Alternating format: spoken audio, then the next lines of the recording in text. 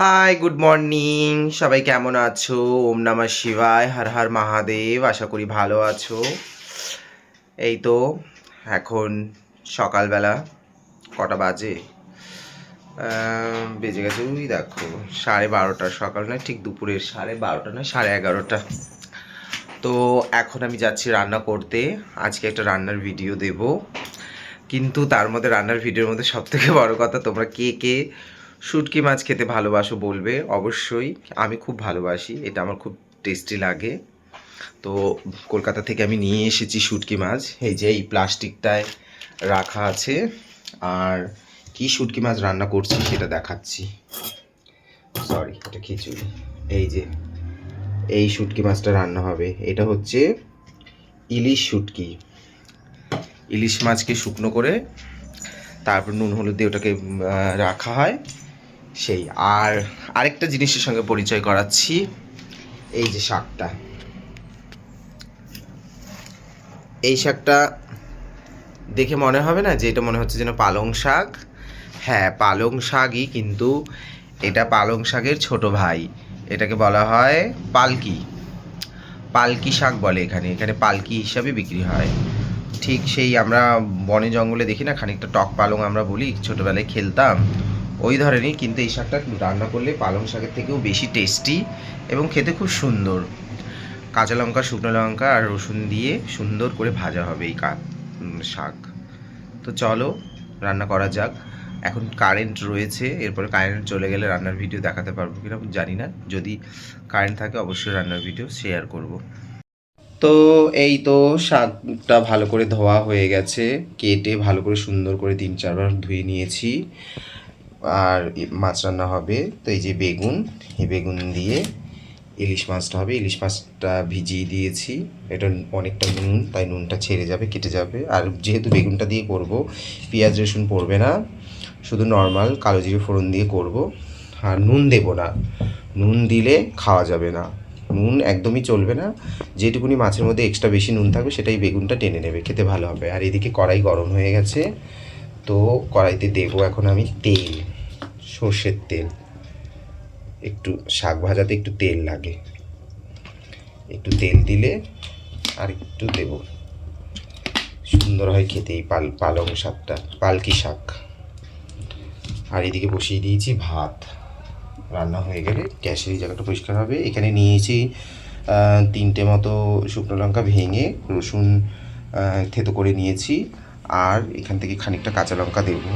শাক ভাজা সবসময় রসুন আর শুকনো লঙ্কা ফোড়ন দিয়েই ভাজা ভালো লাগে। তেলটা গরম হোক, তারপরে দেবো। তেল গরম হয়ে গেছে, দিয়ে দিচ্ছি শুকনো লঙ্কা। আর দেব হচ্ছে, লঙ্কাটা একটু ভাজা হয়ে যাক, একটু সামান্য ভাজা হয়ে যাক।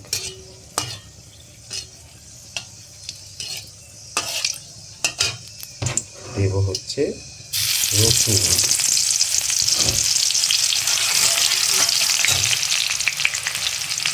রসুনটা বেশি ভাজবো না, একটু সামান্য কাঁচা কাঁচা থাকবে, বেশি ভাজলে পোড়া পোড়া লাগে। যেমন এই যে ভাজা হয়ে গেছে, লালচে লালচে টাইপের হয়ে গেছে, দেখতেই পাচ্ছে। এবার দিয়ে দেবো শাক। শাকটা দিয়ে একটু নেড়ে দেবো।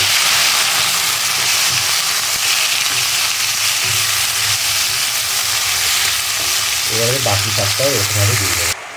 এই যে বাকি শাকটা দেওয়া হয়ে গেছে, দেবো একটু পরিমাণ মতো নুন, মোটামুটি এই 1 চামচ দেবো। আর একটুখানি সামান্য দেবো, যেটা আমরা নিয়ম মতন দিই, যে পরিমাণ হয়, লাগলে পরে দেখে নেবো। শাক তো এক্ষুনি কমে যাবে। আর দেবো একটু হলুদ। আমরা না শাকে হলুদ খাই, হলুদ দিলে শাক ভাজা সুন্দর হয়। চল এটা নেড়ে নিই, অসুবিধা হবে আস্তে আস্তে, এক্ষুনি এটা কমে যাবে। নেড়ে নিই। এই তো দেখো শাকটা কতটা কমে গেছে। আর শাকে কিন্তু এক ফোঁটাও জল কেউ দেবে না, সবাই রান্নায় এক্সপার্ট, তবু আমি জ্ঞান দেবীর মতন একটু জ্ঞান দিচ্ছি।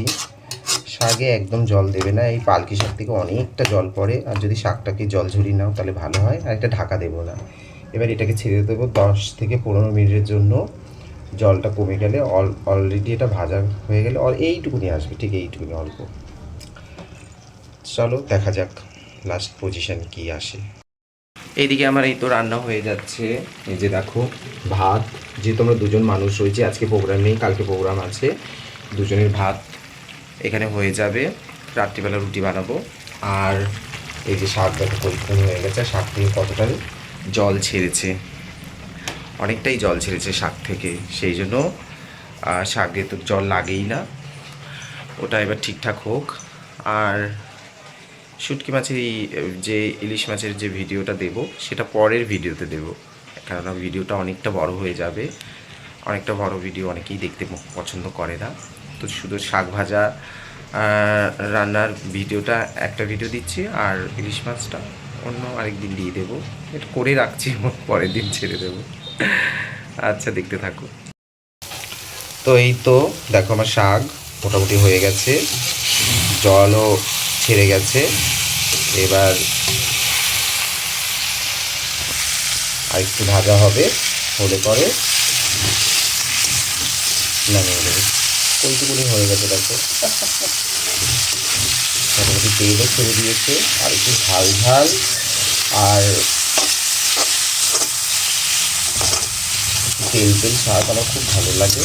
তেল তেল মানে কি, শাকে কখনো তেল তো লাগেই।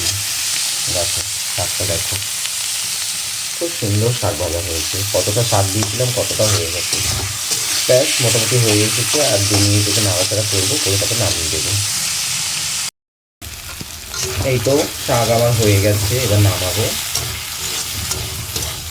হয়ে গেছে, এবার নামাচ্ছি শাকটা।